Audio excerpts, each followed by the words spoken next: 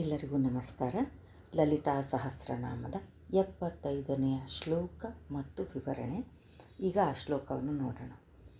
ವಿಶ್ವಾಧಿಕಾ ವೇದವೇದ್ಯ ವಿಂಧ್ಯಾಚಲ ನಿವಾಸಿನಿ ವಿಧಾತ್ರಿ ವೇದ ಜನನಿ ವಿಷ್ಣು ಮಾಯಾ ವಿಲಾಸಿನಿ. ವಿಶ್ವಾಧಿಕ ಅಂದರೆ ಆ ಭೂಮಿಯಿಂದ ಹಿಡಿದು ದೇವರವರೆಗೂ ಇಡೀ ಪ್ರಪಂಚಕ್ಕೇ ಆಕೆ ಅಧಿಕಳಾದ್ದರಿಂದ ಆಕೆಯನ್ನು ವಿಶ್ವಾಧಿಕ ಅಂತ ಸ್ತುತಿ ಮಾಡ್ತೇವೆ ನಾವು. ಪಶಿನ್ಯಾದಿ ವಾಗ್ದೇವತೆಗಳು ಸಕಲ ವೇದಗಳ ಮೂಲಕ ಅರಿಯಬೇಕಾದ ದೇವಿಯೇ ವೇದ್ಯ ಎಂದು ಸ್ತುತಿಸಲ್ಪಟ್ಟಿದ್ದಾರೆ. ಆ ದೇವಿ ಎಲ್ಲಿ ನೆಲೆಸಿರ್ತಾಳೆ? ವಿಂಧ್ಯಾಚಲ ನಿವಾಸಿನಿ. ಬ್ರಹ್ಮಾಂಡ ಪುರಾಣದಲ್ಲಿನೇ ಲಲಿತಾ ಸಹಸ್ರನಾಮ ಸ್ತೋತ್ರದ ಆವಿಷ್ಕರಣ ಘಟ್ಟವನ್ನು ನಾವು ಈ ನಾಮಕ್ಕೆ ಬಂದಾಗ ಮನನ ಮಾಡ್ಕೊಳ್ತೇವೆ ವೀಕ್ಷಕರೇ. ಅಗಸ್ತ್ಯ ಮಹರ್ಷಿಯು ಹಯಗ್ರೀವ ಸ್ವಾಮಿಯನ್ನು ಪ್ರಾರ್ಥಿಸಿ ಲಲಿತಾ ಸಹಸ್ರನಾಮದ ಸ್ತೋತ್ರವನ್ನು ಗುರುಪದೇಶ ಮೂಲಕ ಪಡೆಯುತ್ತಾರೆ. ಆ ಸಂದರ್ಭದಲ್ಲಿ ಅಗಸ್ತ್ಯ ಮಹರ್ಷಿಯ ಭಕ್ತಿ ಪ್ರಪತ್ತಿಗಳಿಗೆ ಮೆಚ್ಚಿ ದೇವಿ ಅವರಿಗೆ ಸಾಕ್ಷಾತ್ಕರಿಸ್ತಾಳೆ. ಆಗ ಹಯಗ್ರೀವ ಸ್ವಾಮಿಯಂತಹ ಅವತಾರ ಮೂರ್ತಿ ಸಹ ಅಗಸ್ತ್ಯ ಮಹರ್ಷಿಯಿಂದ ತನಗೊದಗಿದ ದೇವಿ ದರ್ಶನದಿಂದ ಆನಂದದಿಂದ ಪುಳಕಿತರಾಗ್ತಾರೆ. ನಿಮ್ಮಿಂದಾಗಿ ನನಗೆ ದೇವಿಯ ದರ್ಶನವಾಯಿತು ಅಂತ ಮಹರ್ಷಿಯನ್ನು ಹೊಗಳ್ತಾರೆ. ಈ ವಿಂಧ್ಯ ಪರ್ವತವು ಅತ್ಯಂತ ತಪೋವರ ಗರ್ಭಿತವಾದ ಪರ್ವತ.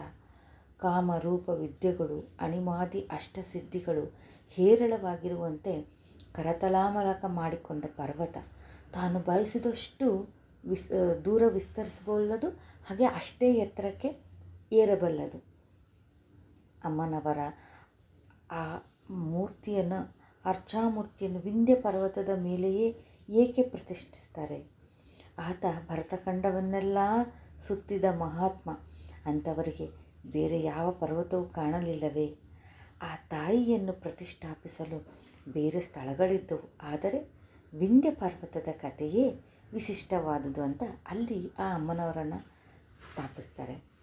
ಹಾಗೆ ಇನ್ನೊಂದು, ಆಗ ಆ ಮಹರ್ಷಿ ಲಲಿತಾದೇವಿಯ ಅರ್ಚಾಮೂರ್ತಿಯನ್ನು ಸಾಕ್ಷಾತ್ಕರಿಸಿಕೊಂಡು ಪ್ರಥಮ ಬಾರಿಗೆ ಭೂಮಿಯ ಮೇಲೆ ವಿಂಧ್ಯಾಚಲ ನಿವಾಸಿನಿ ವಿಂಧ್ಯವಾಸಿನಿ ದೇವಿ ಎಂದು ನಾಮಕರಣ ಮಾಡಿ ಪ್ರಾಣ ಪ್ರತಿಷ್ಠೆಗೈದು ಯಂತ್ರ ತಂತ್ರ ವಿಧಾನವನ್ನು ಕೈಗೊಂಡು ಯಾವತ್ ಪ್ರಪಂಚಕ್ಕೇ ಅಮ್ಮನವರನ್ನು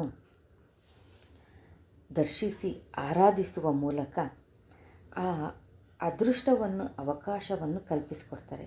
ಆ ಜಗನ್ಮಾತೆಯನ್ನು ತನ್ನ ಮೇಲೆ ಪ್ರತಿಷ್ಠಿಸಿಕೊಂಡ ವಿಂಧ್ಯ ಪರ್ವತಕ್ಕೆ ಮಹೋನ್ನತ ದೈವಶಕ್ತಿ, ಕ್ಷೇತ್ರ ಮಹಾತ್ಮೆ, ಪೂಜ್ಯತೆಯನ್ನು ಕರುಣಿಸ್ತಾರೆ. ಹೀಗೆ ವಿಂಧ್ಯಾಚಲ ನಿವಾಸಿನಿಯ ದೇವಿಯನ್ನು ಹೃದಯದಲ್ಲಿ ದರ್ಶನ ಮಾಡಲು ಇಷ್ಟು ಕತೆ ಹೇಳಬೇಕಾಗುತ್ತೆ ವೀಕ್ಷಕರೇ. ಇನ್ನು ವಿಧಾತ್ರಿ ಎನ್ನುವ ನಾಮದಲ್ಲಿ ಧಾತ್ರಿ ಎಂದರೆ ಪೋಷಿಸುವವಳು. ವಿಧಾತನಾದ ಬ್ರಹ್ಮದೇವನ ಗೃಹಿಣಿ ವಿಧಾತ್ರಿ. ಧಾತ್ರಿ ಪದದಿಂದಲೇ ದಾದಿ ಎನ್ನುವ ಮಾತು ಸಹ ಉದ್ಭವಿಸಿದೆ. ಧಾತ್ರಿ ಎಂದರೆ ನೆಲ್ಲಿಕಾಯಿ ಎನ್ನುವ ಅರ್ಥವೂ ಇದೆ.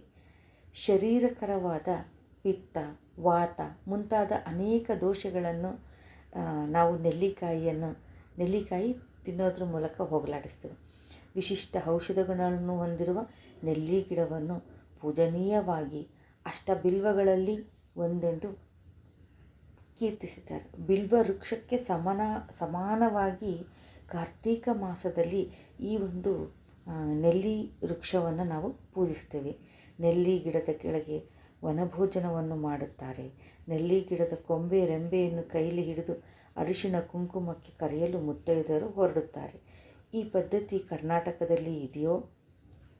ನಾವು ಪ್ರತಿಯೊಂದು ಕರ್ನಾಟಕ ಬೇರೆ ನಾವು ಸ್ಟೇಟ್ಗಳಲ್ಲಿ ಸಹ ಈ ಒಂದು ನೆಲ್ಲಿಕಾಯಿ ಕಾರ್ತಿಕ ಮಾಸದಲ್ಲಿ ತುಳಸಿ ಮದುವೆ ಮಾಡುವಾಗ ನಾವು ಈ ಒಂದು ನೆಲ್ಲಿಕಾಯಿ ಗಿಡದ ಮಹತ್ವವನ್ನು ನಾವು ತಿಳ್ಕೊಳ್ತೀವಲ್ವ ವೀಕ್ಷಕರೇ.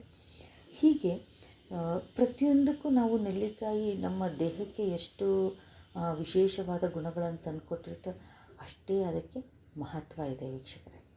ಹೀಗೆ ಈ 75ನೆಯ ಶ್ಲೋಕ ಮತ್ತು ಅದರ ವಿವರಣೆಯನ್ನು ನೋಡ್ತೀವಿ. ಹಾಗೆ ಮುಂದಿನ ಒಂದು ವೇದ ಜನನಿ. ಪ್ರಕೃತಿ ರೂಪ ಜಗನ್ಮಾತೆಯನ್ನು ಗುರುತಿಸುವುದು, ನಾವು ಕಲಿಯುವುದು ತುಂಬ ಇದೆ. ವಿಶ್ವಾಧಿಕ ವೇದ ವೇದ್ಯ ವಿಂಧ್ಯಾಚಲ ನಿವಾಸಿನಿ ವೇದ ಜನನಿ. ಆಕೆ ಆ ದೇವಿ ಋಗ್ ಯಜುರ್ವೇದ ವರ್ಣ ವೇದಗಳಿಗೆ, ಅವುಗಳ ಅಂಗಗಳಾದ ಉಪವೇದಗಳಿಗೆ ಮಾತೆ. ಆ ತಾಯಿಯಿಂದ ಅಕ್ಷರ ಸಮುದಾಯವೂ ಸರ್ವ ವಾಂಗ್ಮಯವೂ ಉದ್ಭವಿಸಿದೆಯಾದ್ದರಿಂದ ಆಕೆಯನ್ನು ವೇದ ಮಾತೆ, ವೇದ ಜನನಿ ಅಂತ ಕರಿತೀವಿ. ಹಾಗೆ ವಿಷ್ಣು ಮಾಯಾ ವಿಲಾಸಿನಿ. ವಿಷ್ಣು ಮಾಯಾ ವಿಲಾಸಿನಿ. ವೈಷ್ಣವ ಮಾಯೆಯೇ ವಿಷ್ಣು ಮಾಯೆ. ಆ ದೇವಿ ಯೋಗ ಮಾಯೆ, ಮಹಾಮಾಯೆ. ವಿಷ್ಣುವು ಸರ್ವವ್ಯಾಪಕನಾದರೆ ಆತನ ಸಹೋದರಿಯಾದ ವಿಷ್ಣು ಮಾಯೆಯೂ ಸಹ ಸರ್ವವ್ಯಾಪಿನಿಯಾಗಿರ್ತಾಳೆ. ಕ್ಷೀರಸಾಗರ ಮಥನವಾದ ಮೇಲೆ ಅಮೃತಕ್ಕಾಗಿ ದೇವದಾನವರ ಘರ್ಷಣೆಗಿಳಿದು ಅಮೃತ ಭಾಂಡವನ್ನೇ ರಾಕ್ಷಸರು ಬಲಪ್ರಯೋಗದಿಂದ ವಶಪಡಿಸಿಕೊಳ್ತಾರೆ. ಆಗ ಆ ಶ್ರೀ ಮಹಾವಿಷ್ಣುವು ಮಹಾಮೋಹಿನಿ ರೂಪದಲ್ಲಿ ಬಂದು ರಾಕ್ಷಸರಿಗೆ ತನ್ನ ರೂಪ ಯೌವನ ವಿಲಾಸಗಳನ್ನು ನಾಟ್ಯವನ್ನು ತೋರಿಸಿ ಅವರನ್ನು ಮತಿಹೀನರನ್ನಾಗಿ ಮಾಡಿದಾಗ ವಿವಶರಾದ ಆ ರಾಕ್ಷಸರು ಆ ಅಮೃತವನ್ನು ತಮ್ಮೆಲ್ಲರಿಗೂ ಸಮನಾಗಿ ಹಂಚುವಂತೆ ಒಪ್ಪಿಗೆಯನ್ನು ಸಹ ನೀಡ್ತಾರೆ. ಆ ಮೋಹಿನಿ ರೂಪಧಾರಣೆಯಾಗಿರ್ತಕ್ಕಂಥ ಆ ಸಂಮೋಹನಕ್ಕೆ ಒಳಪಡ್ತಾರೆ. ದೇವತೆಗಳಿಗೆ ಮಾತ್ರ ಆ ಒಂದು ಅಮೃತವನ್ನು ನೀಡುತ್ತಾಳೆ. ಅದನ್ನು ಗಮನಿಸಿದ ರಾಹುಕೇತುಗಳು ದೇವತೆಗಳು ದೇವರ ವೇಷ ಧರಿಸಿ ಬಂದ್ಬಿಟ್ಟು ಆ ಒಂದು ಅಮೃತ ಕಳಶ ಹೊತ್ಕೊಂಡು ಹೋಗ್ತಾರೆ. ಆಗ ವಿಷ್ಣುವಿನ ಒಂದು ಚಕ್ರದಿಂದ ಅವರ ಶಿರಸ್ಸನ್ನು ಖಂಡಿಸ್ತಾರೆ. ಆಗ ಜರುಗಿದ್ದೇನು, ಅವಾಗನೇ ರಾಹುಕೇತು ಉದ್ಭವ ಆಗುತ್ತಾರೆ. ಈ ಎಷ್ಟೋ ಕಾಲದ ಮೇಲೆ ಶಿವಪಾರ್ವತಿಯರು ಲಕ್ಷ್ಮೀನಾರಾಯಣ ಅವರು ಬಿಡುವಾಗಿ ಕುಳಿತು ಸುಖ ಕಥಾ ವಿನೋದದಲ್ಲಿದ್ದಾಗ ಆ ಅಮೃತ ಮಂಥನದ ಕಥೆಯನ್ನು ಪ್ರಸ್ತಾವನೆ ಮಾಡಿಕೊಂಡು ಮಾತಾಡ್ತಾರೆ ವೀಕ್ಷಕರೇ. ಇದು ವಿಷ್ಣು ಮಾಯಾ ವಿಲಾಸಿನಿ ಈ ಒಂದು ಪದದ ಅರ್ಥ. ಮತ್ತು ಮುಂದಿನ ಶ್ಲೋಕ ಮತ್ತು ಅದರ ವಿವರಣೆಯೊಂದಿಗೆ ಭೇಟಿಯಾಗೋಣ. ಧನ್ಯವಾದಗಳು.